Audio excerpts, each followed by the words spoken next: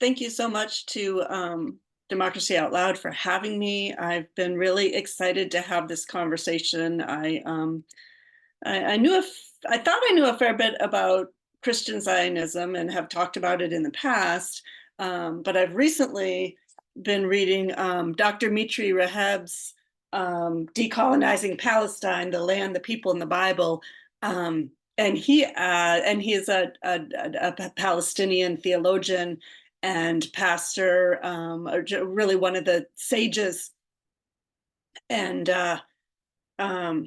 he's put a new spin on Christian Zionism that I've really been wrestling with as as I thought I knew. Like, I thought I had these notes and I just, kind of tell you what I knew, and all of a sudden I had to add a whole new layer to it. So I'm so grateful that you've spurred me to do that. I want to thank, is it Randa, for that beautiful song. I wish I could wake up to that every morning. Oh my goodness. What a powerful way of reminding me that we together in community are refusing to accept what's happening around us and are doing what we can to bring about something different. I feel like I'm in the right place. And finally, and hold on, Elena, thank you for the introduction. I was a little surprised that you'd started with my sanctuary work, my immigration justice work, because I forget that people know the different pieces of who I am. And I want to go on record saying that it was because of my immigration justice work with Interfaith Movement for Human Integrity that I was invited on my very first delegation to Palestine with a group of anti-wall activists. So folks from the US and Mexico who were challenging the US-Mexico wall went to visit the apartheid wall and to talk with Palestinians and Israelis who are challenging that wall. And so just to kind of connect a few dots and give you just a little more background about what brings me to the table.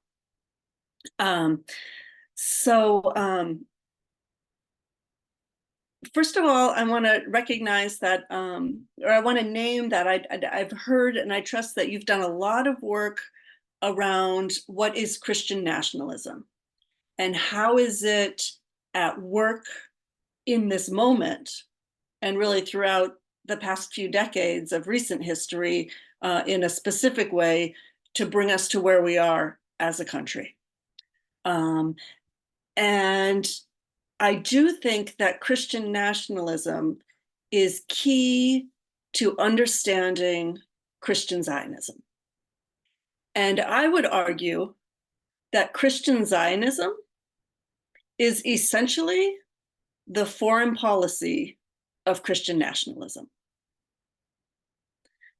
If Christian nationalism is key to understanding the US political landscape in this moment, then Christian Zionism is key to understanding the powerful pro-Israel lobby that we have, and certainly how it functions in this moment. Because Christian Zionism is the largest pro-Israel lobby in the country. A lot of people think of AIPAC when they think of pro-Israel lobbies. And AIPAC is the strongest pro-Israel lobby. But AIPAC pales in comparison to the number of Christian Zionists and the work of Christian Zionism, not just in Washington, D.C., but in churches throughout this country. And when you do the math, there are about 5 million Jews in the US. Christian Zionists claim 50,000 adherents. The 5 million Jews are not all Zionists, right? The Jews have quite a spectrum of political understandings of what's happening in Israel. Christian Zionists outnumber Jews of any understanding of Israel 10 to 1. And they are in Congress. They are in seats of power. They are actively, aggressively pushing the pro-Israel agenda. On my as I sit with Palestinians, they would talk, particularly in the Trump era, about how Christian Zionism was the force intensifying the oppression of the Palestinian people.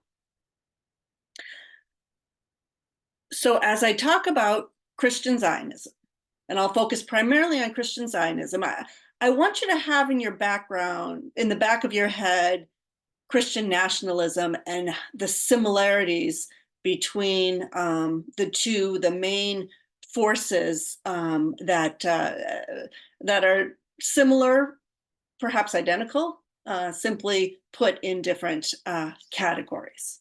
Okay, so pay attention to the connections. With that in mind, I'm going to give you a few definitions. And I forgot to ask, but it looks like I have power to share my screen. And this is, forgive me, this is nothing fancy at all, super low tech, but I thought for definitions, you might enjoy being able to see the text as well as hearing me read it. What is Christian Zionism? And this definition comes from a Sabeel Kairos UK briefing. Sabeel Kairos is a Christian movement responding to Palestinian Christians calling for the international community to step up, so this is their understanding, articulation, definition, really, of Christian Zionism. At its simplest, Christian Zionism is Christian support for Zionism. The driving principle of Christian Zionism is the belief that the secular state of Israel is a fulfillment of biblical prophecy. Christian Zionism believes this began when European Jews started moving to Palestine in the 1800s and continued as Israel became a nation in 1948.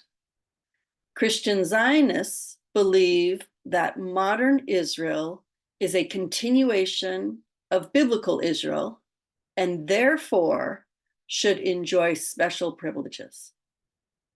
They declare that it is the responsibility of Christians to support the state of Israel and its policies.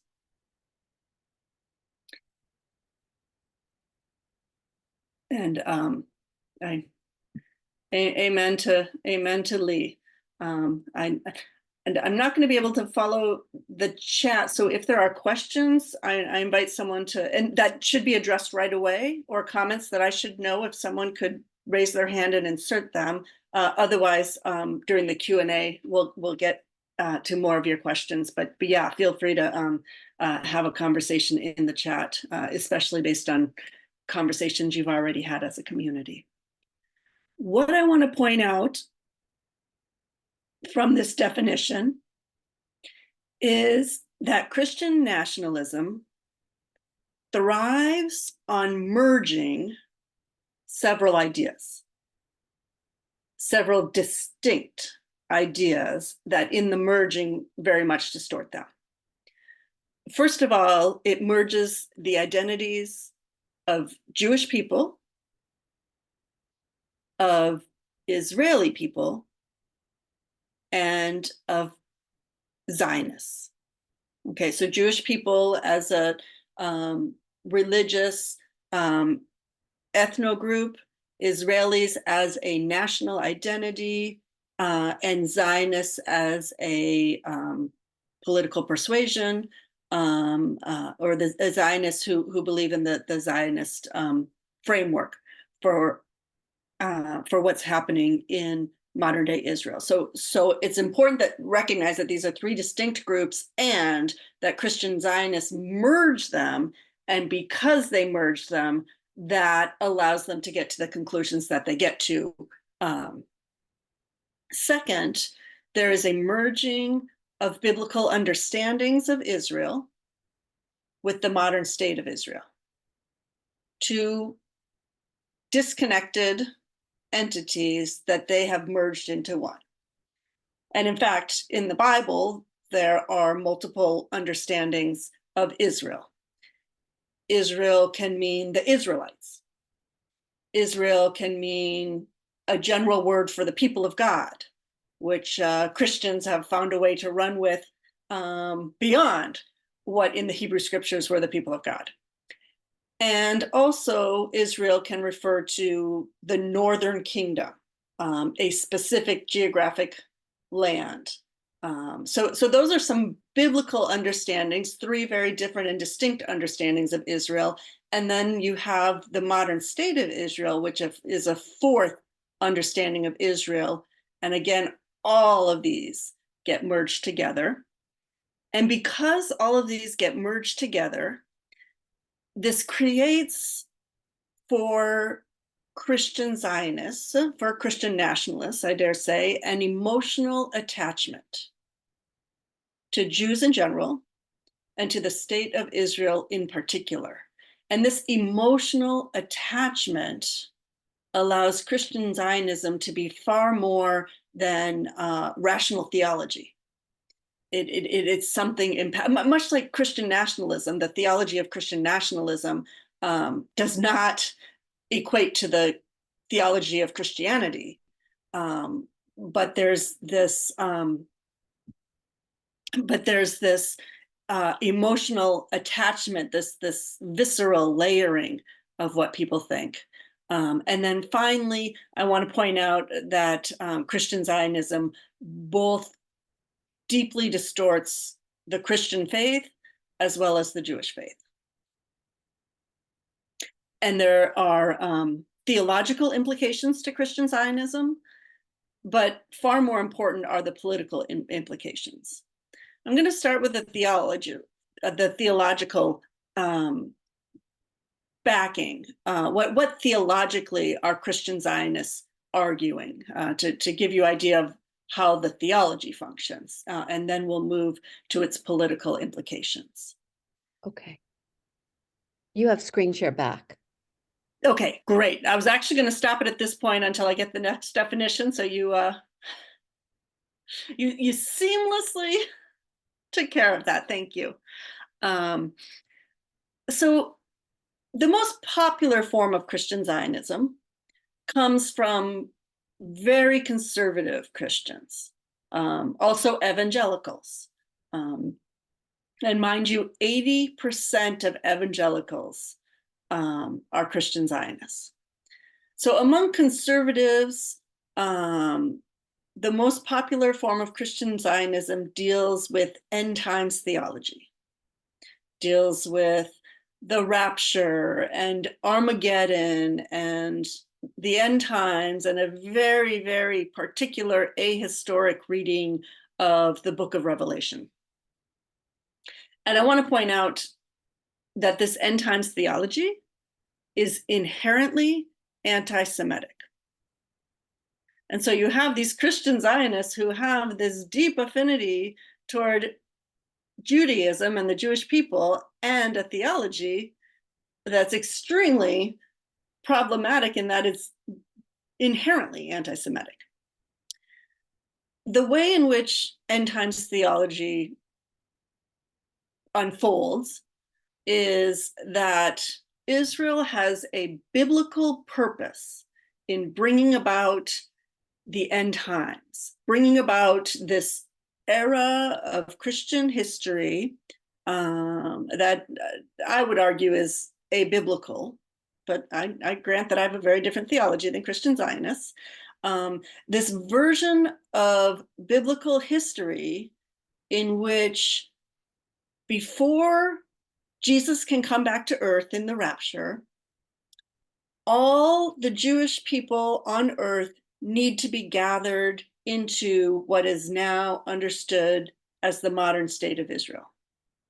And not just the modern state of Israel, but a biblical understanding of greater Israel, which is a vision of Israel that includes the state of Israel and the occupied territories of Palestine, kind of a from the river to the sea, all of the Jewish people of the world will be gathered. This needs to happen because God is unable to act in history for this end times phase of history until all the Jews are gathered together. And this is where Christian Zionists can help make that happen by being so pro-Israel and by supporting the Zionist project in growing. That's why Christian Zionists don't have so much of a problem with what's happening in Gaza, because that's the fulfillment of the prophecy that needs to happen. Okay? So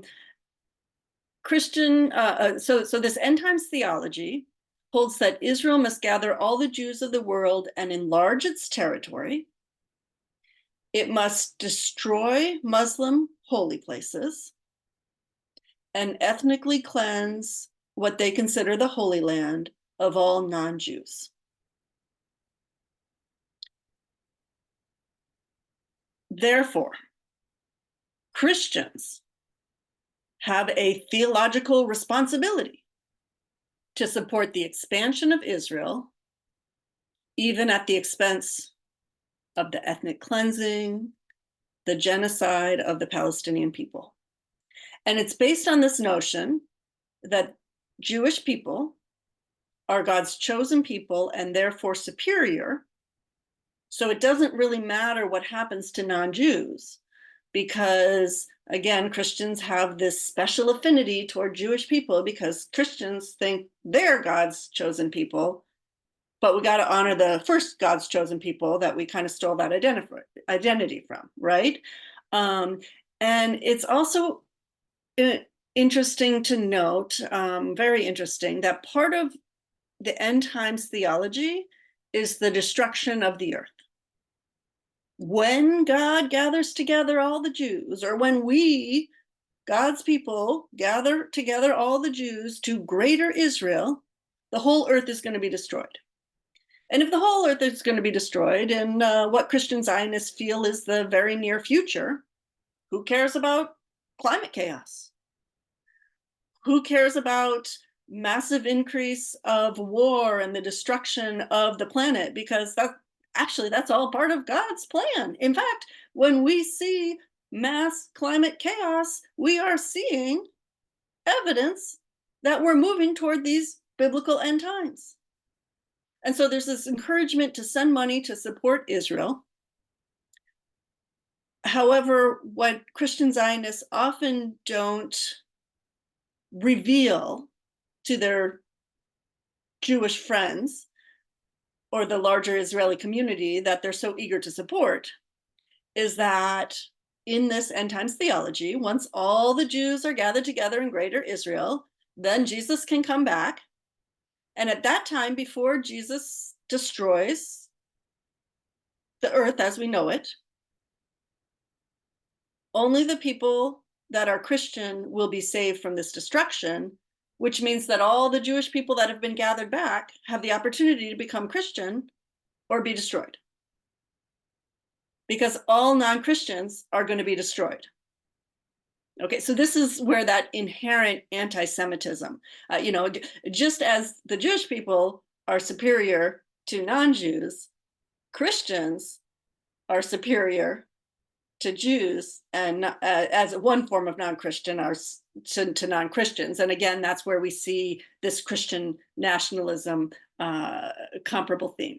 Now, this is one form of Christian Zionism, a powerful, deeply, deeply theologically problematic form of Christian Zionism.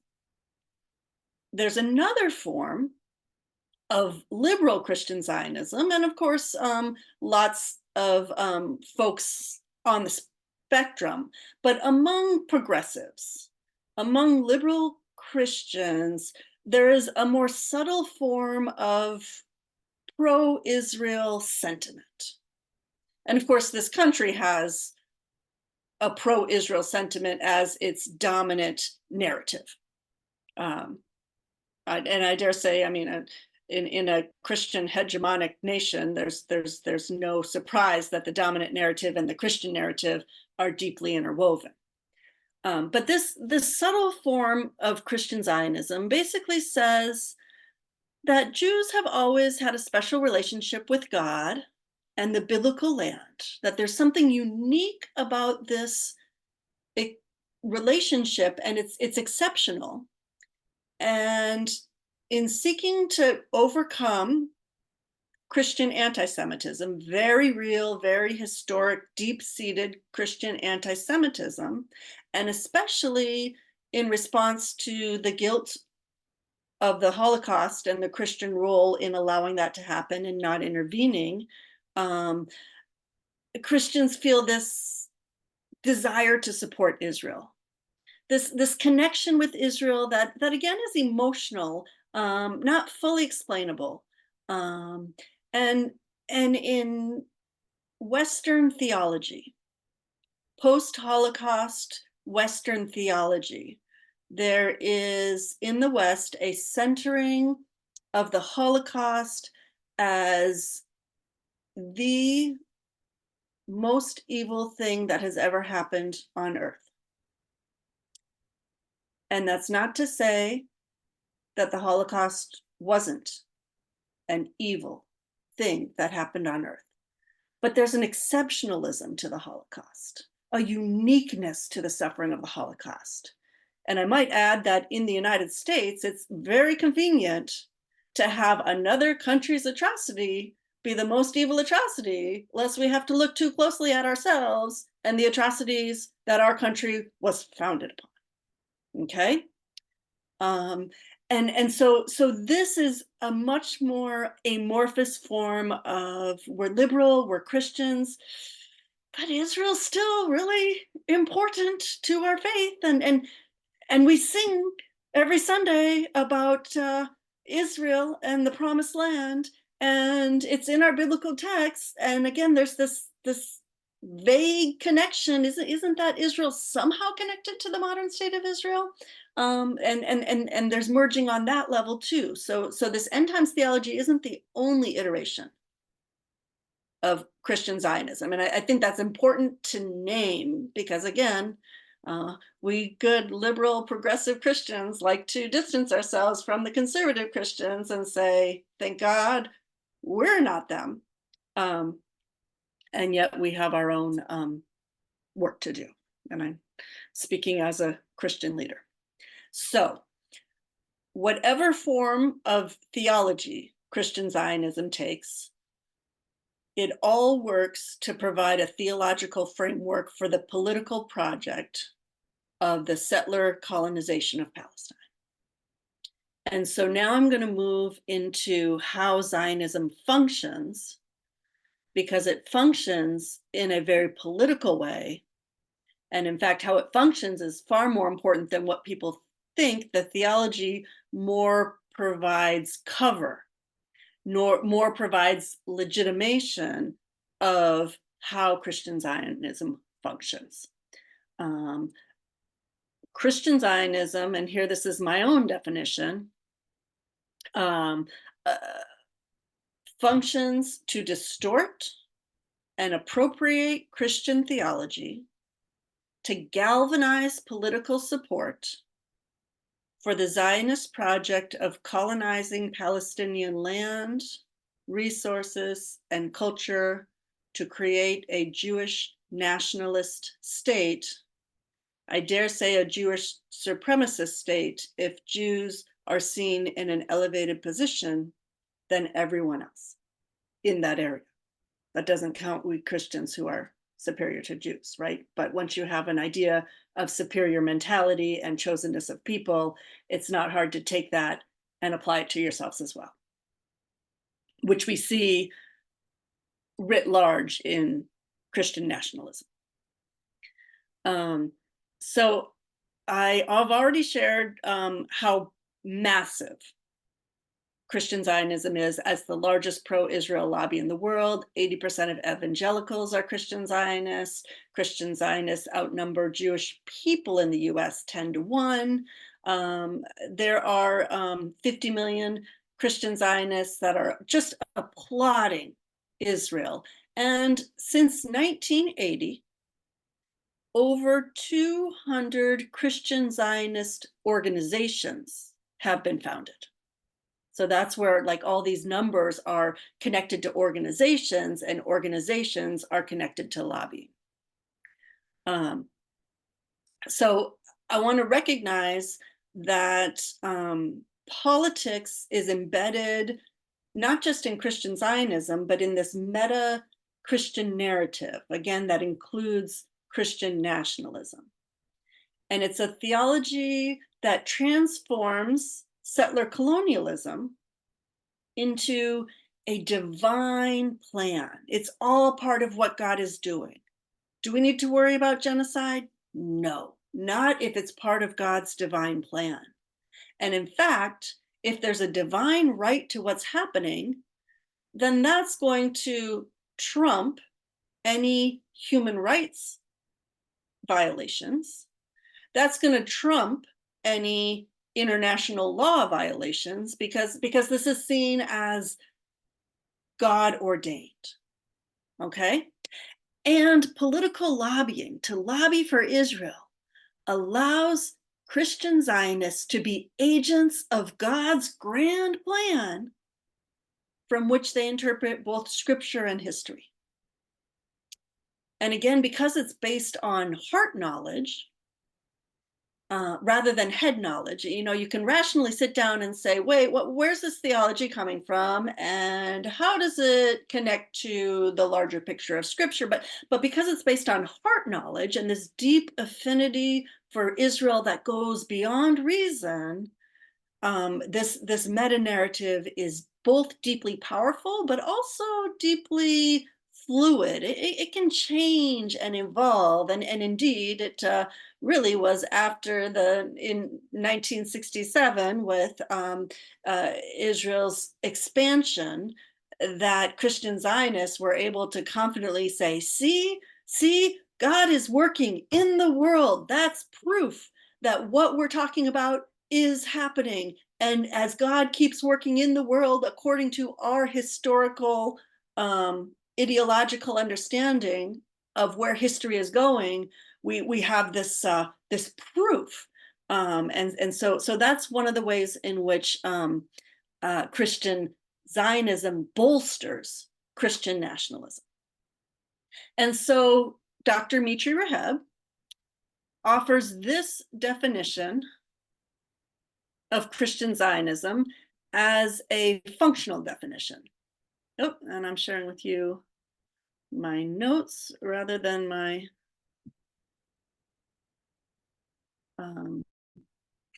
rather than the definition that I have written up. So the definition of Reverend Dr. Mitri Raheb is that Christian Zionism is a Christian lobby that supports the Jewish settler colonialism of Palestinian land by using biblical theological constructs within a meta-narrative while taking global considerations into account.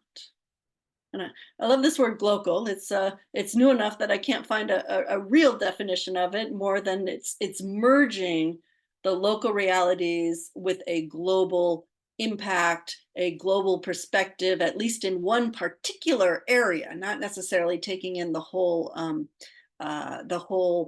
world, but looking at a particular global idea or project and merging it with your local theology and reality and the work you're doing.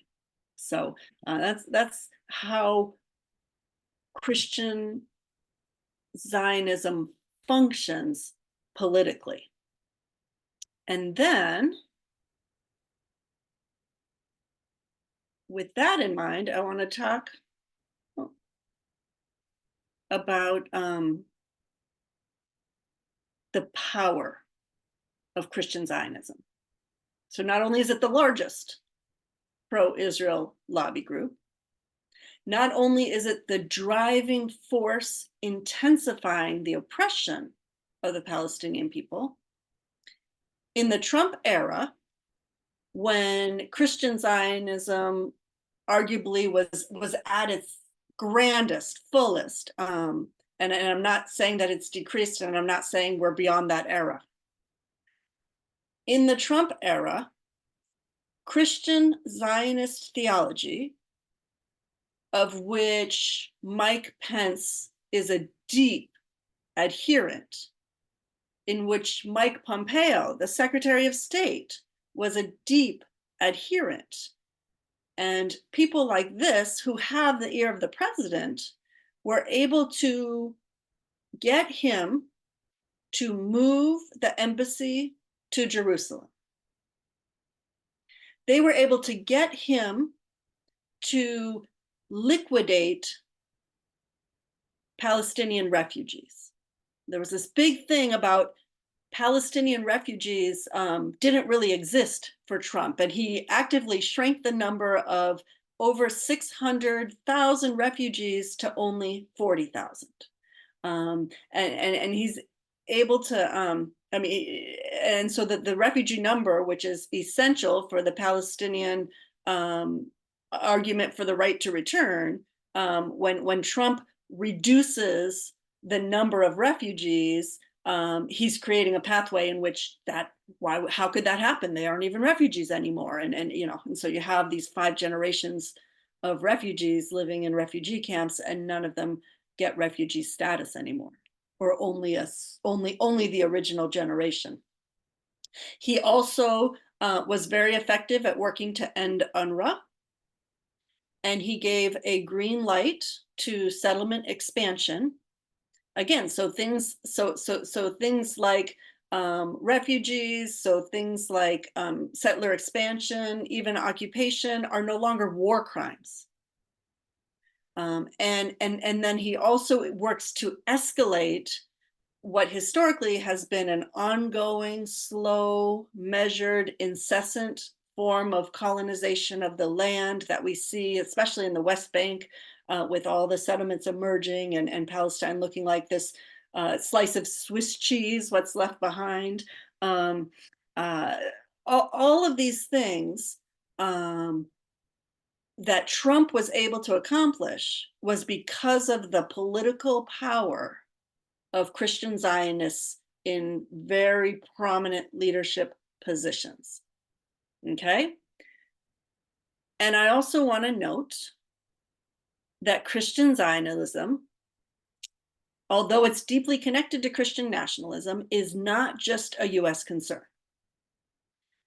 Because missionaries who tend to be conservative, who tend to be evangelical, export Christian Zionism throughout the world. And now in the global South, Christian Zionism is growing at a scary rate. And I have friends, Christian friends in South Africa. They talk about the intense struggle it is for South African Christians to fully understand what's happening in Palestine and Israel, because their lived reality, their political experience, would cause them to recognize the oppression of the Palestinian people.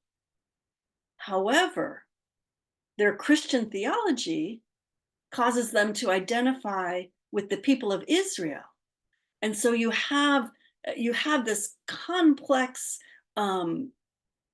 struggle to really understand what's happening with, Christian Zionism has a way of telling a different story, emphasizing on different things. And then that causes even South Africans who are so able to see the apartheid structure of what's happening, it silences them in many ways. Now I have 2 more things I want to do.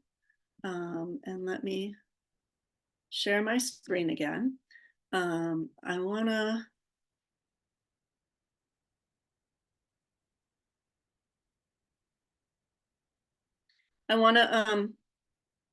offer a definition of Christian nationalism that I want you to, again, read in light of what we've talked about with Christian Zionism, or what I've talked about and you've been listening to.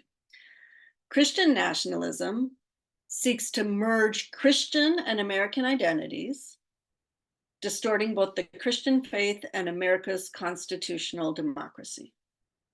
Christian nationalism demands Christianity be privileged by the state and implies that to be a good American, one must be Christian.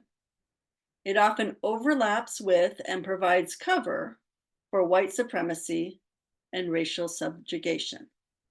And this is from Christians Against Christian Nationalism. That is their definition. Note in this definition the merging of identities, the role of privilege, and the role in which privilege, uniqueness, exceptionalism provides cover for white supremacy, for patriarchy. And so now let me try to pull this all together. With Christian nationalism, and I can stop sharing my screen for a minute. With Christian nationalism affirms that American Christians are really the new Israel. One of many definitions of Israel, but Christian Americans are the new Israel, that is God's chosen people, the people of God. American Christians have been chosen by God, therefore they are special, unique, exceptional, and this exceptionalism brings with it a superiority. But wait a minute, I guess I'm really talking about white Christians, right? Non-Christians, non-Americans, non-white people, non-US born American citizens are superior to all others and divinely elected to rule. Who cares what the outcome of the election was when someone is divinely elected to rule?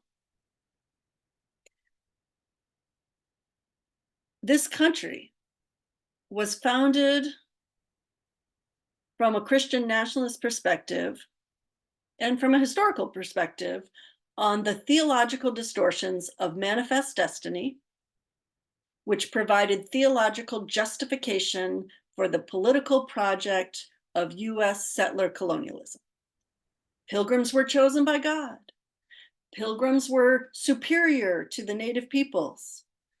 Pilgrims were divinely elected to rule. And so you get manifest destiny and the doctrine of discovery, in which you see these Christian nationalist and Christian Zionist themes. And so now, because of the merging of understandings of Israel, Christian nationalists who understand themselves as the new Israel feel this special kinship to the modern state of Israel as a settler colonial project, prioritizing European Jews as a Western settler colonial project, drummed up by the British, the best settler, and those who have perfected settler colonization. You have these similarities in that the Jewish people merged with the identity of Israelis are chosen by God, are special, unique, and exceptional. This exceptionalism brings with it a superiority over non-Jews, over non-native peoples of the land, and Ashkenazi Jews have the superiority in Israel. There's a white supremacy and a racial supremacy going on here, and they are divinely elected to rule. I want to share with you one more quote. This is from Mike Pence in his 2018 speech at the Knesset. And here's where I hope you can see how it all fits together. Mike Pence. During his historic visit to Jerusalem, President Trump declared that the bonds between us, in his words, is woven together in the hearts of our people. See that emotion? And the people of the United States have always held a special affection and admiration for the people of the book. Not the Muslim people of the book, but the Judeo-Christian book. In the story of the Jews, we've always seen the story of America.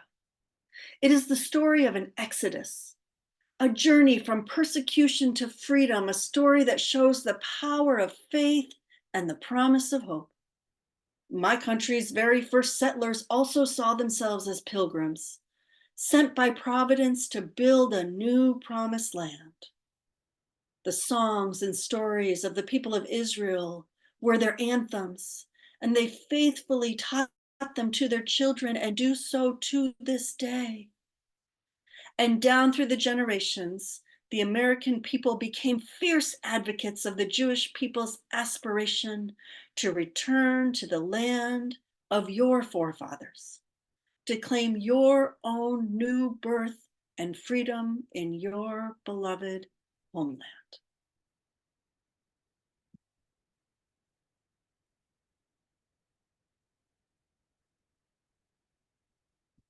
And so I think the last thing I'll say is that when you think of Christian nationalism, think of that Christian part, or when you think of Christian Zionism, think of that first part as Christian nationalism. When you think of the Zionism in Christian Zionism, think very particularly of the understanding of Zionism as a settler colonial project of Judaizing the Holy Land, or creating a Jewish nationalist state in which Ashkenazi Jews are seen as superior and divinely elected to rule. And I'll pause there.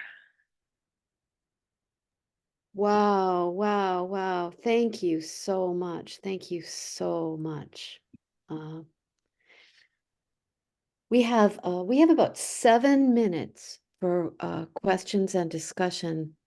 I'm so grateful to you for laying all of that out so clearly and beautifully and scarily, terrifyingly important. And that's what we do here. We try to look at the truth together. And thank you. So we can open it up for we have about 7 minutes before we have to make some announcements. I see one question about where do Palestinian Christians fit in, and by and large, Palestinian Christians don't exist in the mind of Christian Zionists. And the movement of getting Christian Zionists to live in the Holy Land is so powerful that right now, the Palestinian Christian presence is about 2%. And there are more Christian Zionists living in the Holy Land than there are Palestinian Christians. And there's a real threat among Palestinian Christians of ceasing to exist in the land of the origins of Christianity. Thank you. Elena. So the indoctrination, is it, I guess I want just to say something about the indoctrination, including the homeschooling, including all of the book banning, how it's all interconnected in trying to stop us from thinking. Right. So in the conservative version of Christian Zionism, this end time thinking, how you get to this very clear understanding of the end times is actually quite complicated. It's quite complex, and you need a few scholars of the Bible to really see how, when you translate the words into the letters, into the numbers, those numbers equal this person in power. It's extremely obtuse, intentionally so that the average person doesn't fully understand it. But you go and you hear these experts pointing it all out in this beautifully unfolding way, and then they point to the growing power of Israel as proof of everything that they're saying. And so it's actually not fully comprehended Many evangelicals would not necessarily say, oh, I'm a Christian Zionist. Do you believe in the end times? Oh, absolutely. So this indoctrination, indoctrination is far more powerful when you don't say, here's what I'm teaching you so that you only think this way, right? I mean, think of the power of racism in the United States and the way in which it's indoctrinated, right? In fact, as a Christian, I feel like it's not enough for me to be against Christians. Like, it's not enough for me to say I'm not a Christian Zionist. I have to actively work to be against Christian Zionism because of its power and influence in the world of Christianity in both conservative and liberal ways. And Lucy asks, how do Christian nationalists understand the concept of separation of church and state? How can there be separation of church and state when God should be ruling and God is appointing divine leaders to rule the people? It's a merging of church and state. That's why Christian nationalism is this confluence. That's why this idea of Israel as a Jewish nationalist state matches the idea of the United States as a Christian nationalist state country. Okay. Wow. Let me, someone asked about the book that I quoted, and I did want to share just a few resources in the chat, and resources that I find very helpful. The Sabeel Kairos UK briefing. There's a great website, christianzionism.org. Stephen Sizer is one of the most renowned Christian Zionist experts. He's a British theologian. And then Dr. Mitri Raheb, Decolonizing Palestine, is the book that recently helped me put not just the conservative piece of it in my own understanding, but the larger picture and the way in which there are great similarities between different manifestations, articulations of Christian Zionism.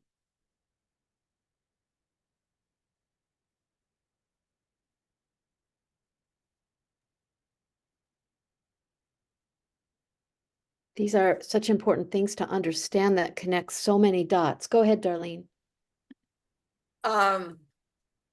They're not hiding it anymore. It's all right out there. The guy at CPAC who said, to hell with democracy.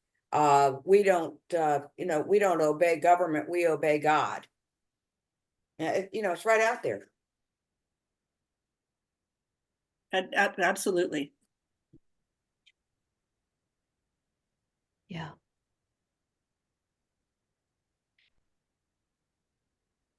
Reverend Dr. Tanner, Lib, last question, go right ahead. Unmute. I wouldn't, I'm, okay, I can't talk very fast. This has been, anyway, so do you have time to comment or give resources on how this affects other faiths besides Christianity? So I've talked to you a lot about Christian Zionism. I haven't touched on Jewish Zionism, and I want to leave it to kind of the Jewish experts to really talk about and unpack, because I know that means many different things in many different ways. But Mitri Raheb talked about a budding Muslim Zionism, a budding Islamic Zionism, and especially as certain countries in the Middle East, certain primarily Muslim countries, are beginning to partner with Israel, that this is also developing. So I want to name that. Thank you. Thank you so much. I really hate to stop this, but we really try to stay at an hour, and we have some announcements and also to talk about Saturday, and also the closing song. Thank you so much. Thank you so much. I hope you can feel how much we appreciate you coming and everything that you laid out. Thank you. Thank you so much. Come any Tuesday if you want to stop by. We're actually bringing a Jewish Zionist perspective next week. Thank you all. So Galia is going to talk to us next week. And I really think it's important to talk about Saturday real quick.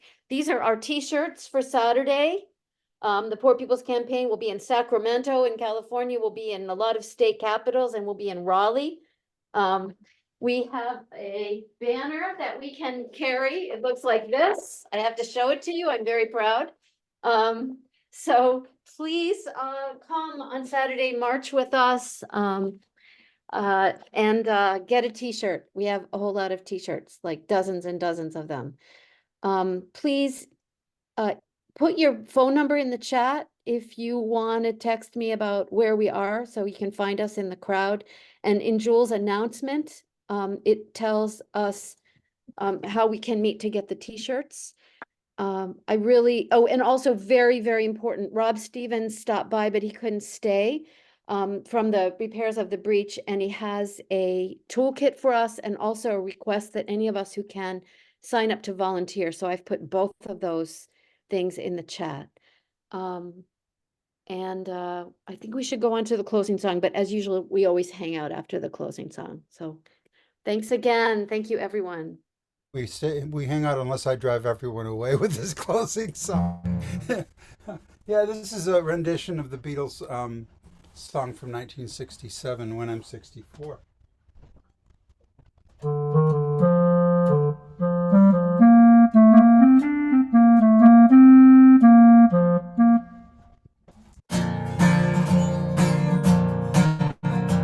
more we get older, the more we care. There's an urgency of now. Climate change, free speech, that goddamn big lie. Voting rights determine if democracy survives. And we're still here after so many years, standing up for Palestine. Democracy outlawed, can you believe? It's week 369. We demand answers, we see justice prevail. It's what we all stand for. Fulani, Jack, Letitia, Merrick, Garland, and Bragg. Indictments. It's so hard to keep track. So grateful for our Tuesday time. Democracy out loud. Here we are again. It's week 369. Every Tuesday we've been meeting just to keep democracy alive, despite big lies. We shall persevere, knowing the truth will win. We're woke with open eyes.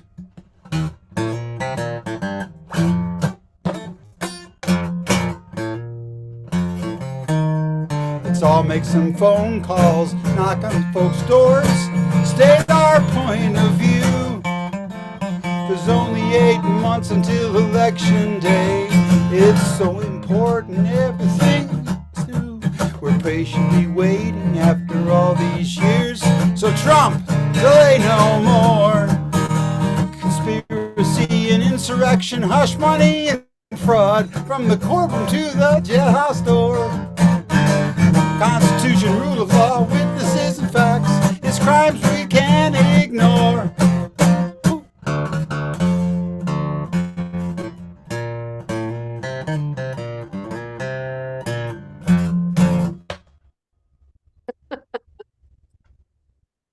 Thank you so much, Michael. Thank you. Okay, unmute everyone.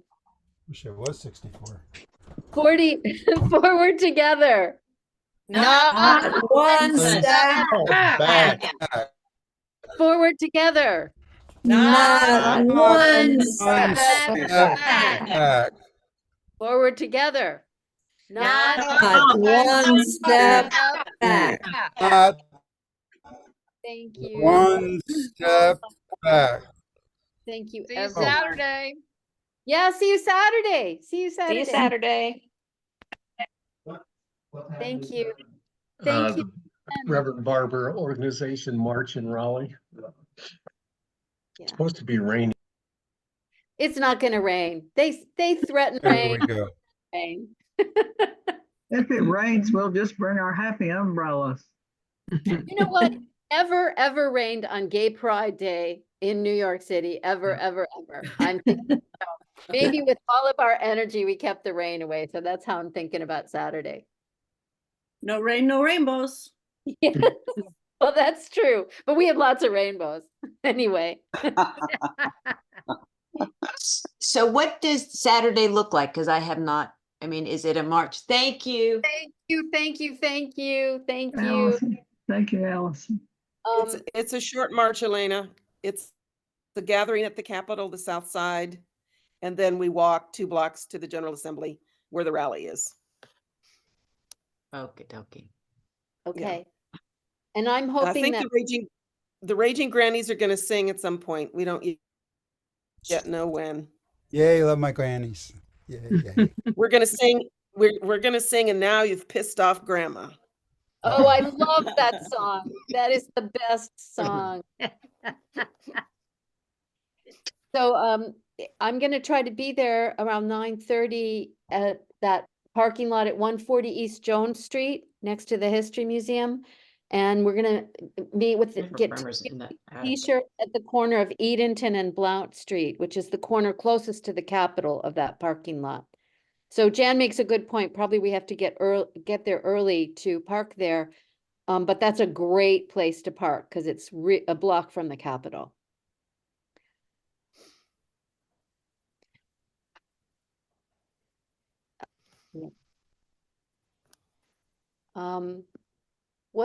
The live stream link. I think it would just be the repairs of the, what would be the live stream link? There'll be a net. I'm sure it's going to be on Facebook under It'll be on repairs Facebook. Yeah. Or the North Carolina Poor People's Campaign website. It'll be streaming in a number of places, but whichever Okay. one's easiest for you to get to. Yeah. Okay. Any other questions about Saturday? I really want to thank Elena so much for finding this wonderful speaker. She's amazing. She really is. She did a class with us. I don't know how many weeks it was. But it was last January about this whole issue, and stunning. It was stunning. And she can obviously, this is like a week long, like we could spend a week doing this, right? But so she tried to distill it down, and I hope it didn't scare too many people. No, she did great. And next week, Galia is speaking and she's bringing a friend, and it's a very different point of view.